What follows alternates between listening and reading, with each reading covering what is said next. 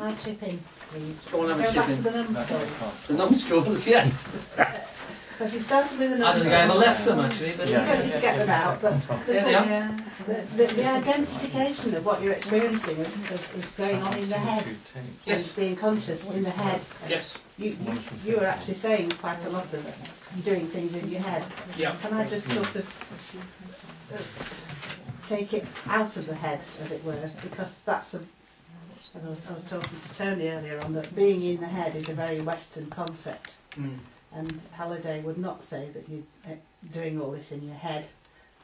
The conscious is not situated in the head, although we tend, because we're so fascinated by the sense of sight, I feel, that we tend to feel that we sort of sit in our head, sort of just behind the eyes, or thereabouts. But that's a habit, and Halliday would say that the head is within consciousness, not that the consciousness is within the head. Yeah. We're being misled by the senses. Blake says we are closed by our senses 5. It's yes, they give us information, but it's not all the information.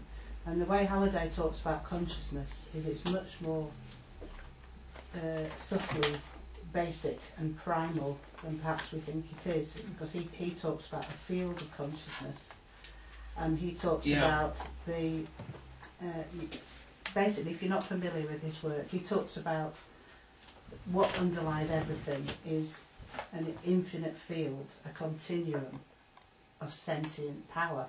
Yeah, well, the sentience is the bit with the feeling in, isn't it, rather than the thought process. Sentience. But consciousness I always considered to have forms in it, and therefore it's head-based. Can I just finish? Yeah, go on. Thank you. Consciousness is a special case of sentience. Yes. Because it's analytical. It's more focused than just pure sentience. But the sentient field of power and all its activities, and he talks of it like the sea, and you've often demonstrated it with your waving of the white paper around. You have waves in the sea, and where the waves overlap, you get vortices.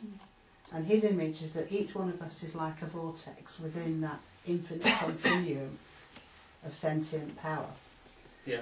This gets rid of the solipsism, because we are all it's not just that the whole world that I experience is inside me. Each of us is within this field, and we all interrelate, because we are all within that consciousness field, and everything we experience is within our localised consciousness, which is localised to our particular vortex. So the physical body, this guy sitting here saying I'm a physical object, no, he's not. There is an experience of a body within the consciousness. The consciousness is more. Yeah, but that's what Husserl is saying exactly as well. It's completely the same thing. We do have this habit, and in the way you were talking, I know you perhaps didn't mean it that way, but starting with the numbskulls, we still have this image of everything going on inside this theatre of the head. Yeah. And it isn't. It's the other. I think the way Halliday puts it, and maybe Husserl, it's the other way round. Yeah. What is interesting, of course, is in the Indian definition, it is a seer, you see. And when I was looking at yoga, for instance, is classed as a dasana. What fascinates me, and the thing I don't think I've got this point across actually, which is fascinating in terms of meditation, is that what Husserl notices, and what the Indians talk about, is that you don't have to think. You don't have to do anything. And that's why yoga is classed as a dasana, is because you see it if you stop emoting. And if you calm your thinking processes down, the buddhi appears in the forms. The two things are inseparable. And it's not that you have to do anything, you have to not do. You have to undo what you're normally doing, do the Husserl stuff, and then some. And what you see is that the world becomes perfect and imperfect simultaneously. And you see the two processes.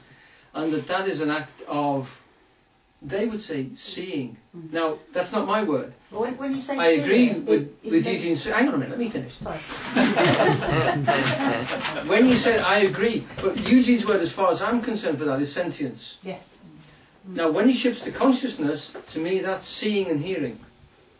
And then you're then talking about formal things rather than forms with feelings attached. Yeah. So I would agree, if we just have that, I know it sounds like a semantic difference, but sentence is less it's not precise. Yeah. Less precise than consciousness. Because consciousness is a cutting action. Sometimes he uses them interchangeably and sometimes he doesn't. Yeah. But when you use the word seer, you're sort of implying an eye. All the Indians do, though, you see. Even Purusha involves an eye. If you talk about a perceiver, yes, it doesn't limit it back in quite the same way. that's true. Experiencer or perceiver. Yeah. Can I come in here, because it's quite interesting, your level of debate here. From the particle physics point of view on this whole thing, I don't know if anybody's aware of the theories of Professor David Bohm, and he has an idea which he calls the implicate order. And he has an idea that, or a theory, that at a much deeper level of reality, everything relates to everything else, which is very similar to what Eugene was proposing. And ironically enough, a guy that was born in Hoylake is a Professor F. David Peat, who works out in Italy in Pari, and he's doing a lot of work on this very idea of the nature of reality and the nature of consciousness and its relationships. So in point of fact, a lot of what you guys are talking about here can actually reverse it really back to hard physics as it's happening at the moment. Yeah. Yeah.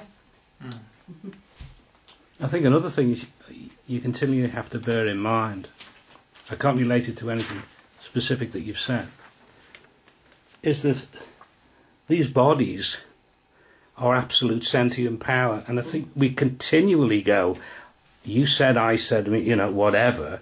If there is only absolute sentient power, then there is only absolute sentient power. If it patterns itself as a body, then I think we're justified in talking about bodies and eyes, providing we don't lose sight of the fact that we're striving for a unity, but in order to do that, we're speaking experientially, and perhaps it might be of help to somebody if, when they looked at anything, they said this is an aspect of absolute sentient power. Yeah. I think it gets you out of that out there in here. Yeah.